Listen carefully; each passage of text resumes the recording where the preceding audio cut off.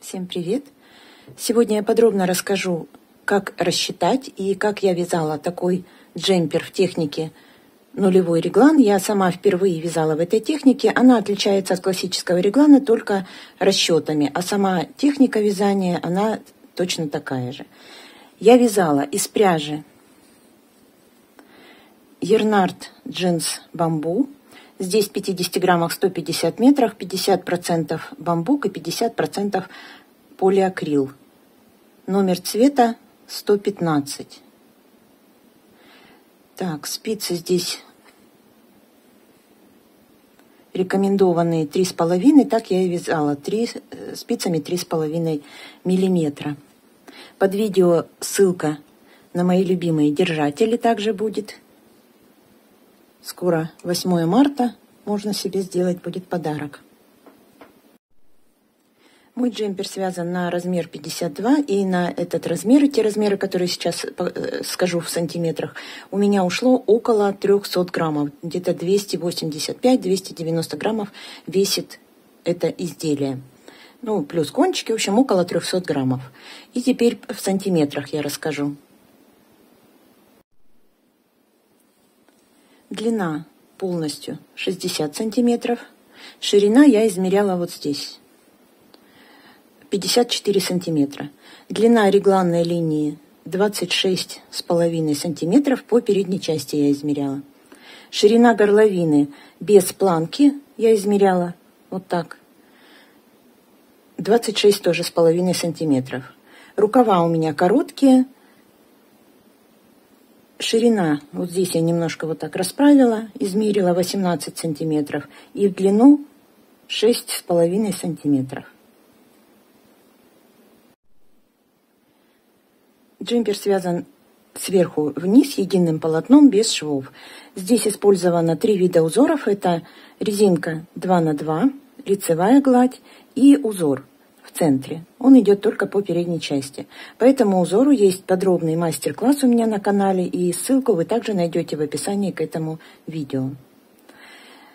Итак, я начну сначала, то есть с расчетов. Я покажу, как я рассчитывала, и вы, связав образец и определив плотность вязания, сможете рассчитать на свой размер и по своей плотности вязания.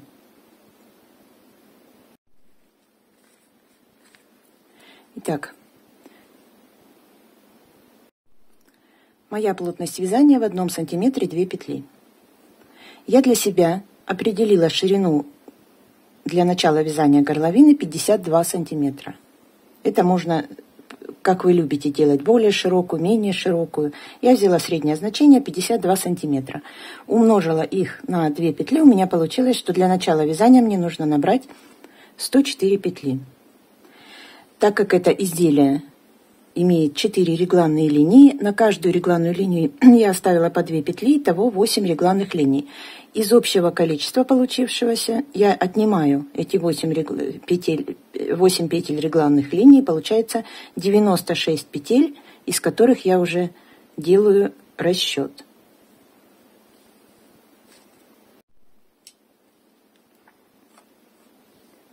Это мой расчет, я сейчас поясню, и если будет на видео не очень хорошо видно, я сделаю фото и в конце расчета вставлю это фото. Итак, эти 96. Так, вот, 96 петель. Вообще при вязании нулевого реглана можно оставить 0 петель, то есть ни одной петли, только регланные линии. Можно оставить 1, 2 или 3, максимум 3 обычно оставляют. Я взяла на рукава по 2 петли.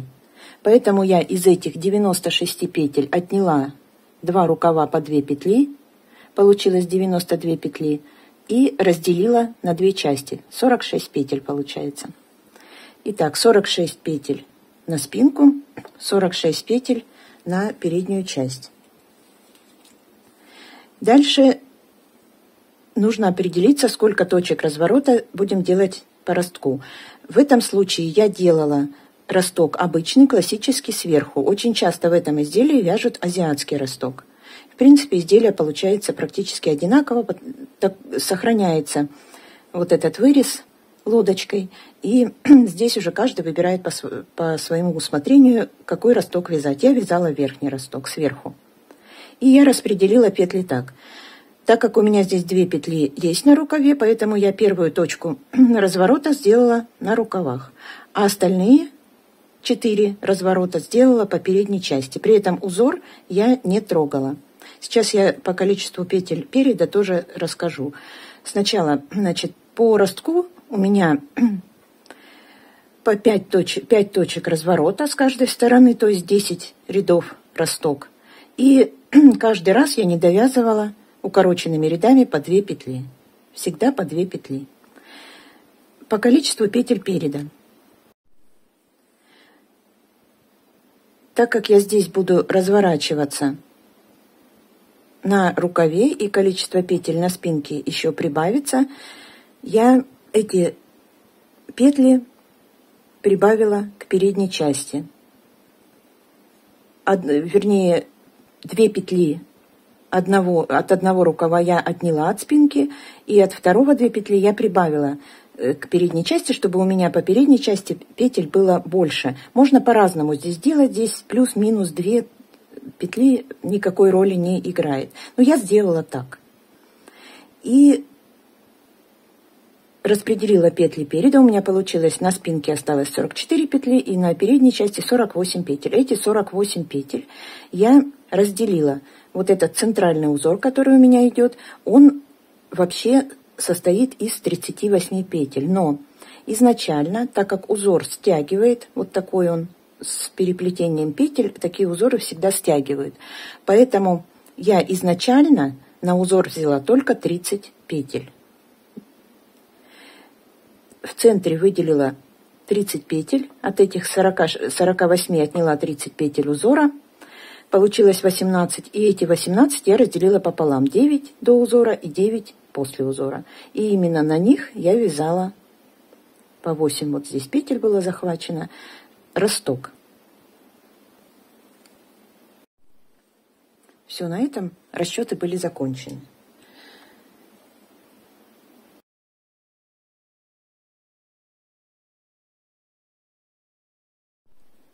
Итак, я набрала на спице 104 петли. Так. И провязала резинкой 2 на 2 3 ряда по кругу. Начало ряда у меня начало вязания спинки. Вот здесь. Провязала 3 ряда резинкой 2 на 2, не считая наборный ряд. По резинке пока никаких прибавлений не делаем по регланным линиям, просто по кругу 3 ряда. Затем также по кругу ложная кетлевка. Ложная кетлевка 6 рядов у меня. В первом ряду от начала ряда я вязала следующим образом. Делаю накид к себе, следующую петлю провязываю лицевой. И снова накид к себе, следующую петлю провязываю лицевой до конца ряда. Второй ряд. Накид провязываю скрещенной изнаночной, лицевую снимаю нить за работой. Третий ряд. Изнаночную петлю снимаю, лицевую провязываю. Четвертый ряд. Изнаночную провязываю, изнаночной, лицевую снимаю. Пятый ряд. Изнаночную снимаю, лицевую провязываю. И шестой ряд. Провязала по 2 вместе, изнаночной, все петли. Можно провязать лицевой. Я, чтобы отделить, провязала изнаночной. И уже после этого я провязала по расчету, как я показала, свои 10 рядов росток, не довязывая каждый раз по 2 петли. Сначала на рукаве, затем по передней части. Узор в этом не участвовал. Дальше. После ростка я провязала 1 ряд по кругу лицевыми петлями, без прибавлений по регланным линиям, и в этом ряду я прибавила, вот в этой части узора, где было 30 петель, я равномерно прибавила 8 петель, чтобы узор у меня стал 38 петель, так как это по раппорту 38 петель. Все, стало у меня здесь 38. По сути, этот узор, из-за того, что здесь есть переплетение, почему именно 38? Я сравнила плотность вязания лицевой глади и этого узора, и 30 петель лицевой глади равно 38 петлям этого узора. Поэтому именно 8 петель. Вы можете по своей плотности вязания также разницу эту определить и прибавить именно столько петель. Ну, скорее всего, у вас примерно так и получится. Провязала я этот ряд, прибавила 8 петель, и в узоре стало 38 петель. Дальше я начала отсчет с первого ряда и уже начала вязать реглан. Выделила регланные линии по 2 петли, я сказала на них. И дальше нужно сделать расчет, так как при вязании нулевого реглана есть разница в прибавлениях по рукаву и по передней части и по спинке. Это нужно будет рассчитать. Я рассчитала по своей плотности вязания, что мне после вязания полностью реглана всей кокетки вот здесь нужна ширина, здесь нужно измерять без подрезов ширина и с учетом, конечно, подрезов, общую ширину минус подрезы и с учетом вот этих регланных линий. Я по своей плотности измерила и рассчитала, что мне нужно здесь 100 петель, чтобы получилось по спинке. Не по переду, я всегда считаю по спинке. По спинке между регланными линиями в конце вязания кокетки у меня должно было получиться 100 петель. И я стала рассчитывать. Значит, 44 у меня изначально было по спинке. Плюс 10 у меня прибавилось за вязание 10 рядов ростка. Получается 54 петли у меня после ростка. Плюс по одной петле от регланной линии я возьму, когда буду отделять рукава, получается всего 56 петель. Мне же нужно 100 петель. Поэтому я от 100 петель отняла эти 56, получилось 44. То есть мне по спинке, по передней части и по спинке нужно было сделать 22 прибавления. Также я рассчитала, что для высоты регланной линии, для нужной мне высоты кокетки и регланной линии мне нужно провязать 60 рядов. Это я также рассчитывала, исходя из плотности вязания. Здесь какую вы хотите кокетку, длиннее регланная линия, короче, кто как любит. Это тоже зависит не только от того, кто как любит, а от ширины рукава и так далее. Обхват руки. Чем шире обхват руки, тем здесь, конечно, будет больше вязаться. Итак, значение 60. За 60 рядов я должна прибавить 22 раза. 22 прибавления, то есть 2 петли по спинке, 2 петли по передней части. Всего получится на каждую часть я прибавлю 44 петли.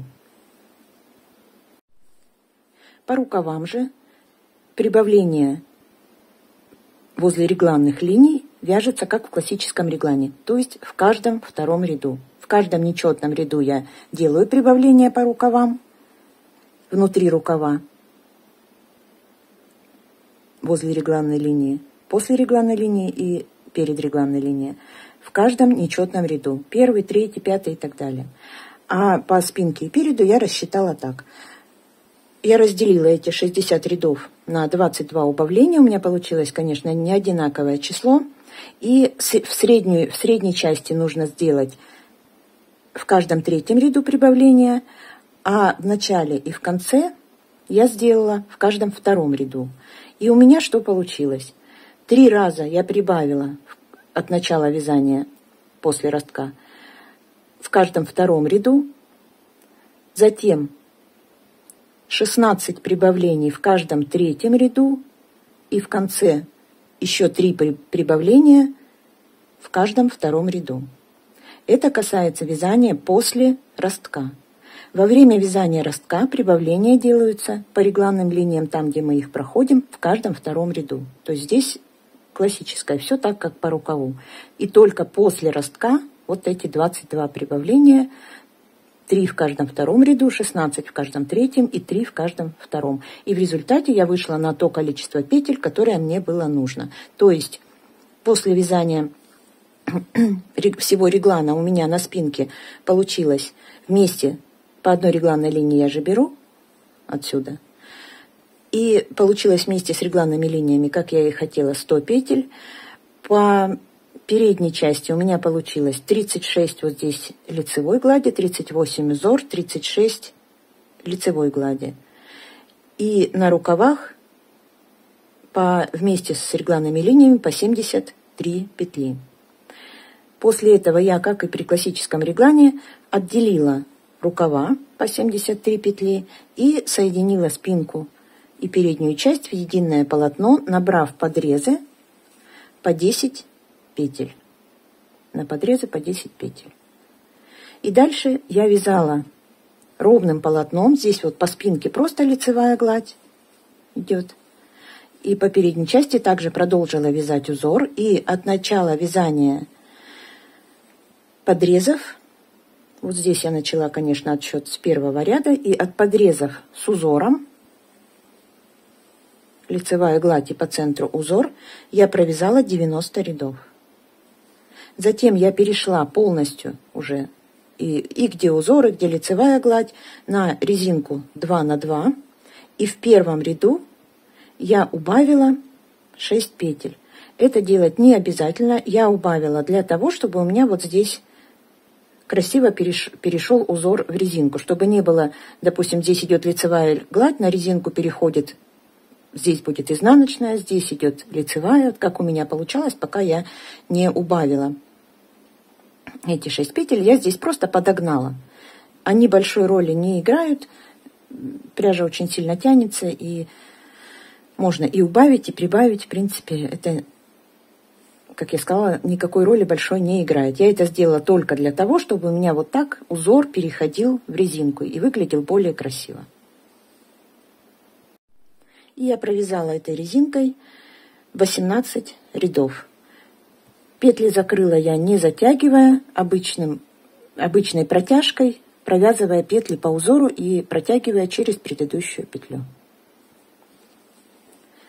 Все, дальше рукава.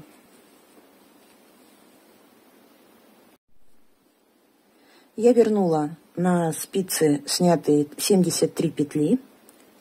По подрезу я набрала не 10 петель, как у меня здесь было, а только 7. Было 10 петель подреза, которые пошли вязать вниз. И над ними, над этими 10 петлями, я набрала только 7 петель. Я провязала 2 вместе в центре и по 2 вместе, когда набирала петли для вязания рукава. Вот здесь по подрезу, когда набирала, захватила первую петлю с одной части, первую петлю с этой части и первую петлю подреза, провязав их по 2 вместе с наклоном влево. Это я сделала для того, чтобы подогнать мне под узор резинки 2 на 2, чтобы сошлось. Мне нужно было убавить 3 петли. И я вязала резинкой, сразу же начала вязать резинкой 2 на 2 и сделала убавление. Я всего сделала 3 убавления в первом, в пятом и в 9 ряду. После первой петли провязала 2 петли вместе и перед последней петлей провязала 2 петли вместе. Итого я убавила за 3 убавления 6 петель по кругу, и у меня осталось на спицах 74 петли. То есть было 73 плюс 7, это 86 петель убавила, осталось 74 петли. Всего в высоту я провязала резинкой, так же, как и по нижней части, 18 рядов. И петли закрыла тем же способом. И все, на этом вязание было закончено.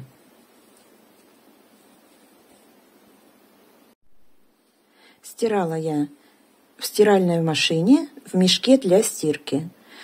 Температуру ставила 30 градусов и отжим 800 оборотов. В размерах после стирки он не изменился, я сушила в горизонтальном положении. В общем, это все. Если есть вопросы, задавайте. На этом у меня все. Вяжите с удовольствием. Всего вам самого-самого доброго и до новых встреч в моих новых видео.